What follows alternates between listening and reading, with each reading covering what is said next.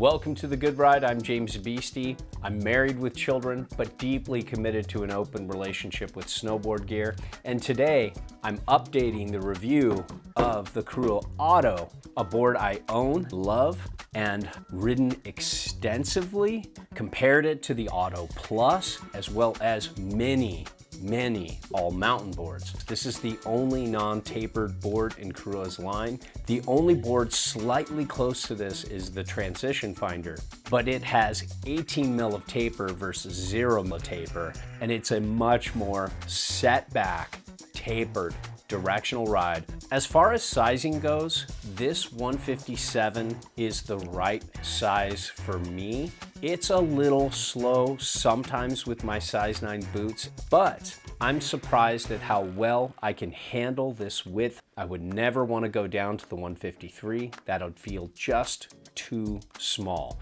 I get this because I want extra width so I can carve really hard on a non-tapered snowboard. It only feels a little fatiguing in messy mid to end of the day snow. Now let's talk snowboard dating app, some things that'll make you want to swipe right. This carves so hard. This is stiffer than a lot of all mountain boards. This has very good directional float for an all mountain board. And this can handle speed rather well and has a balanced side cut to allow you to straight line and across the groomer carve. Some things that might make you want to swipe left. This is a little heavy and it's not ideal for those with really small boots. They don't have a lot of sizes. So if you want something lighter and easier to turn, you might want to look towards the Otto Plus. Let's talk shape. This is directional, but it is not tapered. You can see there's a big old nose that's much longer than this tail. The stance is pretty centered on side cut, and it has a very centered feel on groomers in comparison to all the other Korua boards. In comparison to a lot of all mountain boards out there that are more on the twinish to directional twin side, this is definitely a little bit more directional, a little less centered than a lot of all mountain boards, but still sits in the all mountain category. When it comes to the camber profile, this is my board. I've had it a long time, but the one you'll get will have just a little bit more camber than this, but you can see there's a healthy bow of camber, goes well past the inserts, and then starts to transition up into early rise before the nose. Same with the tail here. There's a little bit of transition before the tail, but there's less than in the nose. You have a decent amount of camber. I would say this is still moderately easy to skid a turn. If you're a rapidly progressing intermediate who's willing to take a lump or two every now and then to go with a more camber dominant board, this could work for you.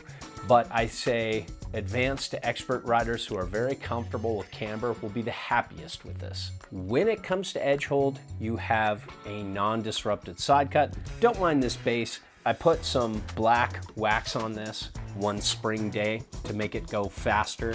That's why it looks funky, but this grips very well for what it is. If you see a lot of hard to icy snow, yeah, there are better boards, but it's not bad.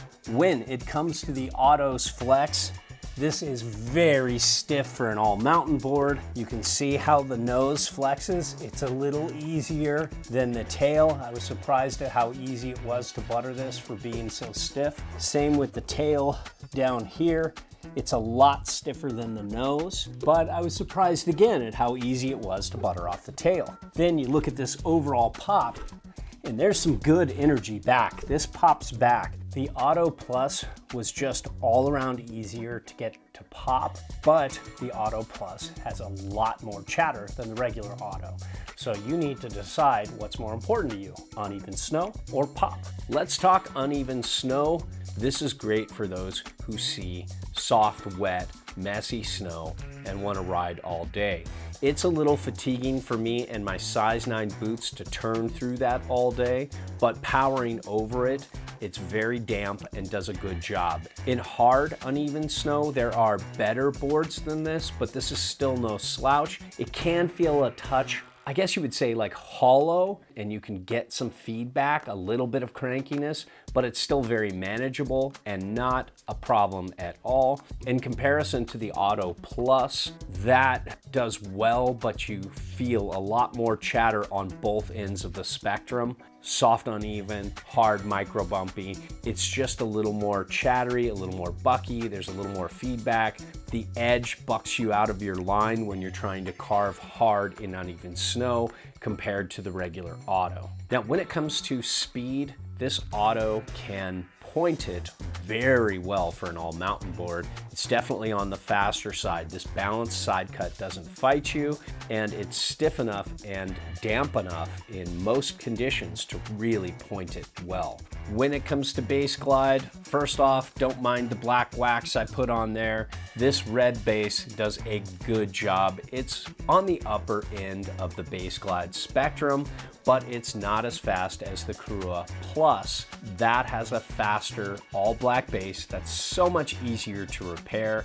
If you start gashing your base, it's gonna look like this with the black wax, where you repair it. If you use black P-Tex or clear P-Tex, it's gonna look a little funky. Years ago, I had some red P-Tex, but can't find it anywhere now, long gone.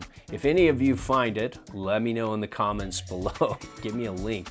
When it comes to turn initiation, I was surprised at how fast this board turned for my size 9 boots and something close to a 26 centimeter waist. It still isn't fast for me, but I was expecting medium, slow, and I got medium bordering on medium fast depending on the boots and bindings I set it up with.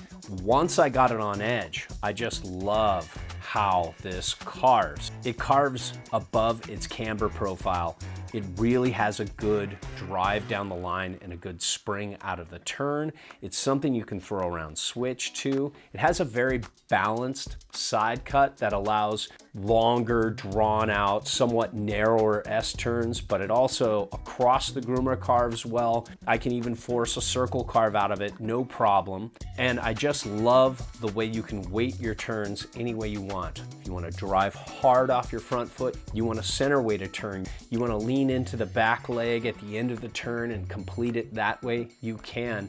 And that's the glory of having a non-tapered board for carving. And I love that extra width over the inserts because with size 9s, I'm just not really ever gonna boot out. It would have to be really soft snow for me to bury that edge so deep that my boots might hit a little bit, but it's still very good to carve. So if you like that non-tapered carving feel where you don't have to worry about what the taper is doing and where you need to weight your turns, this is an excellent choice. I like this better than the Otto Plus in most conditions, except for clean and pristine. That's where the Otto Plus really shined. Now, when it comes to powder, I got this in a lot of powder, and for an all mountain board, this does amazing. I'm so impressed by how this board floats. It's no transition finder, and then from the transition finder up, you get even better float with all the other Korua boards.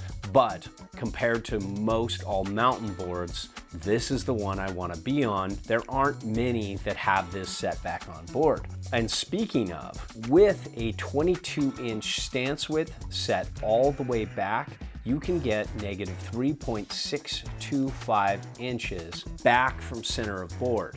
That is a lot of directional float for all mountain. That's more the kind of directional float you'd get from a lot of traditional free ride boards. Yes, this isn't tapered, but you have that bigger, floatier nose with a good bit of early rise and a tail that's definitely smaller, so it tries to sink a little bit in powder to give you that extra float. And I think this is quite exceptional for an all mountain board.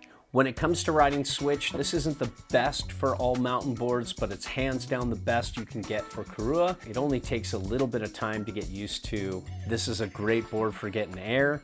I love how it tracks into little jumps I've hit and how it lands. It does very good there. Not really my pipe board just because it's a little wide, but if you're getting this and you're, let's say, a 10, 10 and a half, this will be great in the pipe for you.